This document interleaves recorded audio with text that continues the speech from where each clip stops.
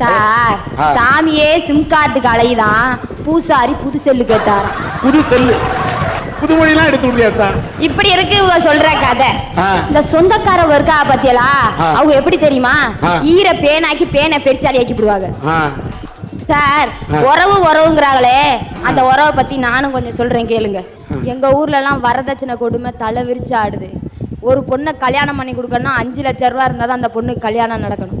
எங்கள் வீட்டுக்கு பக்கத்தில் 26 வயசாகி அந்த அக்காவுக்கு கல்யாணம் நடக்கலை. இப்போ உறவினர்கள்லாம் சேர்ந்தாங்க, நீ அம்மா கவலைப்படுற, நான் உனக்கு கல்யாணம் பண்ணி வைக்கிறேன்னு. அந்த அக்காவுக்கு கல்யாணமும் நடந்துச்சு. கல்யாணம் ஆகி போன 3ஆம் நாள் ஒரு நியூஸ் வந்துச்சுங்க சார், அவங்க கணவருக்கு எய்ட்ஸுன்னு. அப்போ அந்த அக்கா துடிச்சாங்க, கண்ணீர் விட்டாங்க. அவங்க உறவினர்கள்ட்டெல்லாம் போய் கேட்டாங்க. அந்த உறவினர்கள் சொன்னாங்க, நாங்கள் என்ன பண்ண முடியும், அது உன் தலையெழுத்து, அது உன் தலைவிதி, இதை சாக்கா வச்சுட்டு என் வீட்டுக்கு வந்துடாதேன்னு சொன்னாங்க சார். அந்த அக்கா துடிச்சாங்க, வேதனைப்பட்டாங்க. எண்ணி 3ஆம் மாதம் அவங்க புருஷன் இறந்து போயிட்டார். நடு தெருவில் இன்னைக்கு நிற்கிறாங்க சார். இதெல்லாம் விடுங்க சார், என் குடும்ப கஷ்டத்தை கேளுங்க. சொல்லுங்க சார்.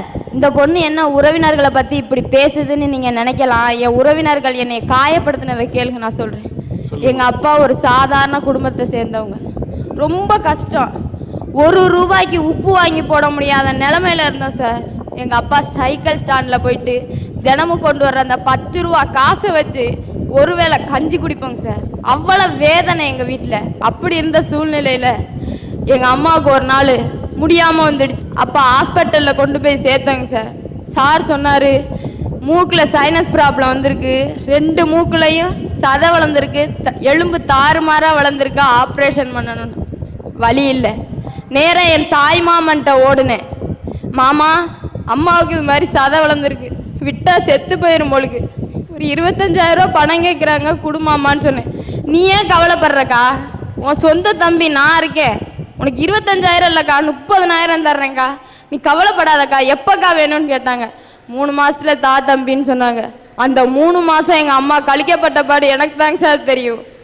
மூக்குனால மூச்சு விட முடியாமல் எப்போ அந்த 3 மாதம் வரும், எப்போ நம்ம ஆப்ரேஷன் பண்ணலான்னு காத்துட்டு இருந்தாங்க. 3 மாதமும் வந்துச்சு.